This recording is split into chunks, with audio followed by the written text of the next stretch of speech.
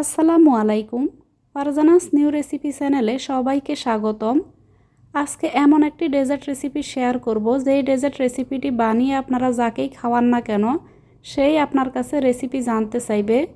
এভাবে এই ডেজার্টটি তৈরি করে আপনারা রমজানের ইফতারে কিংবা অতিথি আপ্যায়নেও কিন্তু এগুলো রাখতে পারেন। ছোট থেকে বড় সবাই অনেক বেশি পছন্দ করবে। কথা দিচ্ছি, এভাবে যদি আপনারা ডেজার্টটি তৈরি করেন তাহলে আপনারা নিরাশ হবেন না। আশা করছি আমার আজকের এই সহজ ডেজার্ট রেসিপিটি আপনাদের অনেক ভালো লাগবে। এখানে এই ডেজার্টটি তৈরি করার জন্য আমি এখানে সাবুদানা নিয়েছি 1.5 কাপ পরিমাণ। তো এখানে বড় সাইজের যে সাবুদানাগুলো আমি সেগুলো নিয়েছি। এবার এগুলোকে পানি দিয়ে ধুয়ে নিব। তো এখানে 2 বারের মতো আমি এখানে পানিটা দিয়ে ধুয়ে পানিটাকে ফেলে দিয়েছি। তো এখানে পানিটাকে ফেলে দিব, দিয়ে এখানে নতুন করে কিছু পানি দিব। পানিটাকে খুব বেশি দিব না, পানিটাকে এখানে এমনভাবে দিব যেন এখানে সাবুদানাগুলো মোটামুটি একটু ডুবে যায়।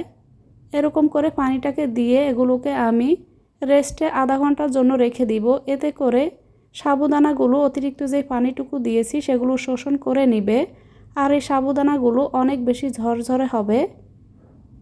তো ফিরে এলাম আধা ঘন্টা পর। এগুলো কিন্তু আগের থেকে অনেকটাই কিন্তু পুরোপুরি ঝরঝরে হয়ে গিয়েছে। একটি সাবুদানা এখানে নিয়ে দেখিয়ে দিলাম। সাবুদানা কিন্তু এখানে পানি শোষণ করে কিন্তু এগুলো অনেকটাই নরম হয়ে গিয়েছে।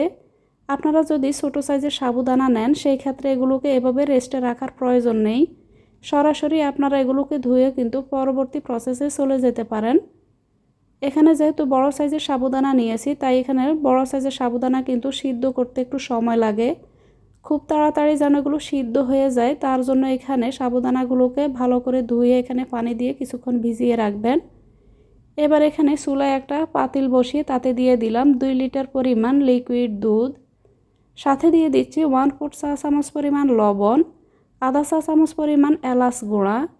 এখানে এলাচ গুঁড়ার পরিবর্তে আপনারা আস্ত এলাচটাও নিয়ে নিতে পারেন। ডেজার্টটি খাওয়ার সময় দাঁতের নিচে যদি এলাচটা লাগে তাহলে অনেকেই হয়তো খেতে পছন্দ করবে না, তাই হাতের কাছে এলাচ গুঁড়াটা থাকলে এখানে এলাচ গুঁড়াটা দেওয়ার চেষ্টা করবেন। এবার এখানে যে সাবুদানাগুলোকে আমি পানিতে ভিজিয়ে ঝরঝরে করে রেখেছি সেগুলোকে দিয়ে দিব। তো এখানে চামচ দিয়ে এগুলোকে আমি ধাপে ধাপে এভাবে দিয়ে এগুলোকে মিশিয়ে নিব। এবারে সাবুদানাগুলোকে আমি সিদ্ধ করে নিব। তবে সাবুদানাটাকে এখানে দুধের সাথে দেওয়ার আগে দুধটাকে কিন্তু খুব ভালোভাবে গরম করে নিতে হবে।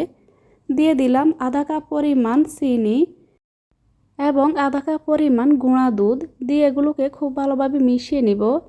আর এখানে সাবুদানাগুলো কিন্তু এতক্ষণে মোটামুটি সিদ্ধ করা হয়ে গেছে। তো এখানে সাবুদানাগুলো প্রায় 90%-এর মতো সিদ্ধ করা হয়ে গেছে। তো আরও কিছুক্ষণ এখানে জাল করে সাবুদানাগুলোকে আমি সিদ্ধ করে নিব। তো কিছুক্ষণ পর নেড়ে চেড়ে আমি সাবুদানাগুলোকে সিদ্ধ করে নিচ্ছি। এখানে দুধটাকে কিন্তু জালে বসিয়ে এখান থেকে একেবারে সরা যাবে না, না হয় দেখা যাবে কিন্তু দুধগুলো উপচে পড়ে যেতে পারে। যেহেতু সাবুদানাগুলোকে আমি আগে থেকে ধুয়ে পানিতে ভিজিয়ে রেখেছিলাম, তার জন্য সাবুদানাগুলো কিন্তু সিদ্ধ হতে খুব একটা সময় লাগবে না। এখানে সাবুদানাগুলো খুব ভালোভাবে সিদ্ধ হয়ে গিয়েছে। আমি এখানে দুধটাকে এর চাইতে বেশি ঘন করব না, এরকম পাতলা থাকা অবস্থাতেই চুলার আঁচটা বন্ধ করে দিব। দুধের এই মিশ্রণটা ঠান্ডা হতে হতে কিন্তু এগুলো আরও অনেকটাই ঘন হয়ে যাবে, তাই এগুলোকে আর বেশি ঘন না করে এই অবস্থায় চুলার আঁচটা আমি বন্ধ করে দিলাম। যখন এই ডেজার্টটি মোটামুটি ঠান্ডা হয়ে যাবে তখন এগুলোকে নর্মাল ফ্রিজে রেখে আমি 1 ঘন্টার জন্য ঠান্ডা করে নিব। এতে করে ডেজার্টটি খেতে অনেক বেশি ভালো লাগবে। তো এখানে মোটামুটি ঠান্ডা হয়ে যাওয়ার পর এই ডেজার্টটিকে আমি নর্মাল ফ্রিজে রেখে দিয়েছিলাম। 1 ঘন্টা পর ফ্রিজ থেকে বের করে নিলাম। তো এখানে দেখতেই পাচ্ছেন ডেজার্টটি কিন্তু আগের থেকেও কিন্তু আরও অনেকটাই ঘন হয়ে গিয়েছে। তো এগুলোকে একটু খুব ভালোভাবে মিশিয়ে নিলাম। এবার এখানে আমি দিয়ে দিব ছোট 1 বাটি পরিমাণ আমের পিউরি। এবার এতে দিয়ে দিব কনডেন্স মিল্ক। আমি এখানে চিনিটা কম দিয়েছি, তো এখানে মিষ্টির ব্যালেন্স অনুযায়ী এখানে আমি কনডেন্স মিল্কটা দিয়ে দিলাম। কনডেন্স মিল্কটা দিতে না চাইলে বা হাতের কাছে না থাকলে দুধটা যখন জাল করবেন তখন আপনারা চিনির পরিমাণটা বাড়িয়ে নেবেন। তো সবগুলো উপকরণ খুব ভালোভাবে মিশিয়ে নিলাম। তো আমার ডেজার্টটি কিন্তু এখানে তৈরি করা হয়ে গেছে। এবার এগুলোকে আমি একটা বাটিতে নিয়ে নিব। তো বাটিতে নিয়ে এখানে আমি উপর থেকে কিছু আম কুচি দিয়ে দিব। তো এখানে যেই আমটা আমি ব্যবহার করেছি সেই আমটা কিন্তু আমি এখানে মিষ্টি আম ব্যবহার করেছি। আপনারাও এখানে কিন্তু এই ডেজার্টটি তৈরি করার সময় অবশ্যই মিষ্টি আমটাই নেবেন। আর হাতের কাছে যদি আম না থাকে তাহলে আপনারা ডেজার্টটি হুবহু ফলো করে সবশেষে এখানে কিছু মিক্সড ফ্রুট বা এখানে কিছু বাদাম কুচি নিয়ে নিতে পারেন। এতে করেও কিন্তু রেসিপিটি খেতে অনেক বেশি ভালো লাগবে। আশা করছি আমার আজকের এই সহজ ডেজার্ট রেসিপিটি আপনাদের অনেক ভালো লেগেছে। একবার হলেও সাবুদানার এই ডেজার্টটি বাসায় ট্রাই করে দেখবেন।